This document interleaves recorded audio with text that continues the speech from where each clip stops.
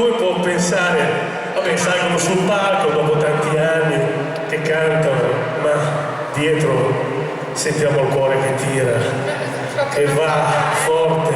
Poi io e Laura non siamo insieme e ci sentiamo a casa, vero? Noi proviamo, poi alla fine tanto quando siamo davanti al pubblico facciamo sempre come ci pare, come ci viene lì.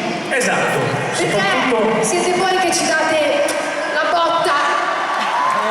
Ma che belli, illumina tutto lo stadio, dai. Sì, give us the audience, please. Show us the audience. Ok, lei parla inglese e io no. Ma a Biagio perché quello che fa le luci non parla italiano. Ah, sorry. Sorry, scusami. I don't speak English, man. Però parli bene tutte le lingue dell'amore. Ah, beh, bellissimo. Adesso ne cantiamo una che ogni volta mi fa pensare ma che fortuna ho avuto nello scriverla. Io lo vedo. Che fortuna. Che sta passando adesso? Vabbè. Ascoltate, la canzone che abbiamo appena cantato. Non voglio passare subito alla prossima, ma Biagio ha scritto delle parole veramente importanti in una stanza quasi rosa. È una canzone meravigliosa che credo che tutti noi abbiamo vissuto, con la bandiera della pace, con la bandiera dell'arcobaleno, con la bandiera etero, gay, trans, tutti gli stili che abbiamo, insomma, sono stili di vita, sono stili d'amore. Io quando ho scritto questa canzone, come altre che hai scritto, ho detto macca che non me l'ha data a me, porca miseria, la canzone di cuore. E quindi Però è come alla fine l'hai cantata nel tuo album, l'abbiamo cantata insieme, la sì, cantiamo stasera, e è nostra, è loro, è una canzone loro ormai, non è più nostra. Viaggia nel mondo. Ma ce n'è un'altra che non è più mia e non è più tua. Parti tu? Parto io. Chi? Cosa? Come? Vi!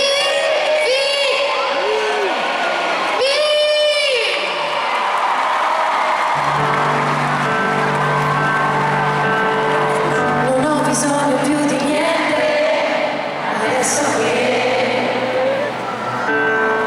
mi illumini d'amore immenso.